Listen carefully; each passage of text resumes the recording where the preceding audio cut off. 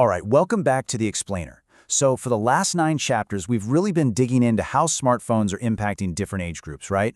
Well, now it's time for Chapter 10. This is where we pull it all together. We're going to synthesize the big patterns that connect everything we've talked about, and, the most important part?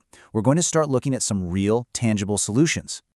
This quote from the source, it sets the stage perfectly. It really captures the incredible stakes of our digital lives. Think about it. We're not just talking about, how much time we spend staring at a screen. We are literally talking about the future of our collective mental health. The stakes couldn't be higher. Okay, so here's our game plan. First, we're going to look at 3 big overarching patterns. Then we'll get into the evidence, what it's telling us.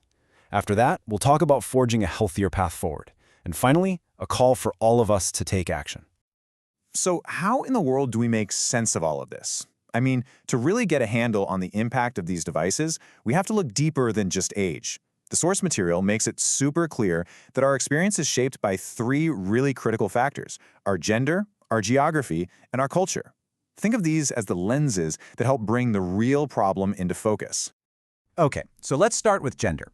What's absolutely fascinating here is just how consistent this pattern is. I mean, across nearly every single age group, we see girls and women being more vulnerable to anxiety and depression that's tied to social media. That whole social comparison trap.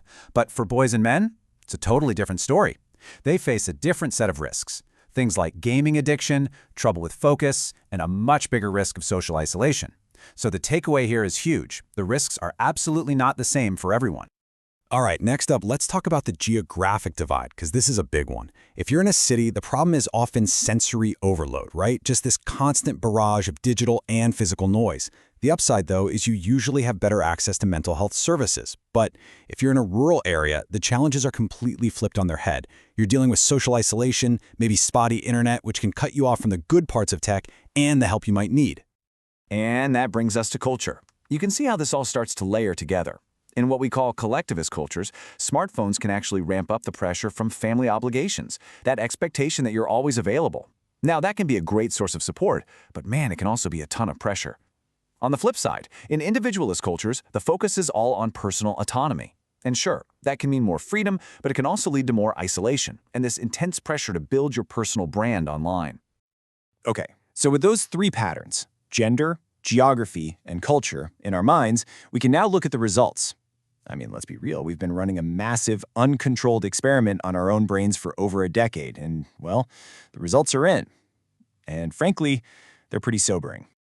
The evidence isn't just a little concerning, it's crystal clear. We're seeing this thread of impact that runs through our entire lifespan. For the little ones, impaired brain development. For teens, skyrocketing anxiety. For adults, constant cognitive overload. And for seniors, it's this really dangerous mix of isolation and just being completely overwhelmed. You can't escape the conclusion here. This is affecting every single one of us at every stage of life. But look, it's not all doom and gloom. It's really not. Recognizing the problem, and we've just laid it out pretty clearly, that's always the first step to actually solving it. So let's make that pivot. Let's start focusing on the path forward, because the good news is there are clear, actionable things we can do to build a much healthier digital future.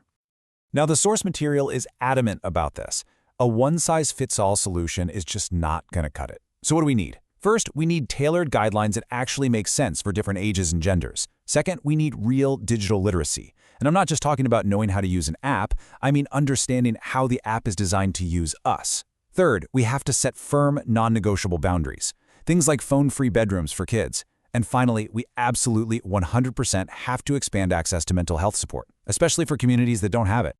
And let me be clear, this isn't a job for just parents or just schools or just tech companies. No way. Building a healthier digital world is a shared responsibility. It's going to take all of us acting together. Everyone has a critical role to play here. So what does that action actually look like on the ground? Well, it starts at home. Parents, we have to model healthy habits. Then it goes to our schools, which need to be teaching digital wellness and creating phone-free spaces for learning. Then you go up a level. Policymakers have to step in and regulate some of these harmful designs.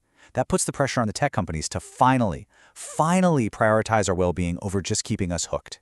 And you know what? It all comes back to us as individuals to be more aware and to help each other find that balance. And let's be super clear about the goal here. This is not about getting rid of our phones or demonizing technology. That's not the point. The point is to reclaim our own agency. It's about figuring out how to harness all the incredible things these tools can do, while at the same time fiercely protecting ourselves from the downsides.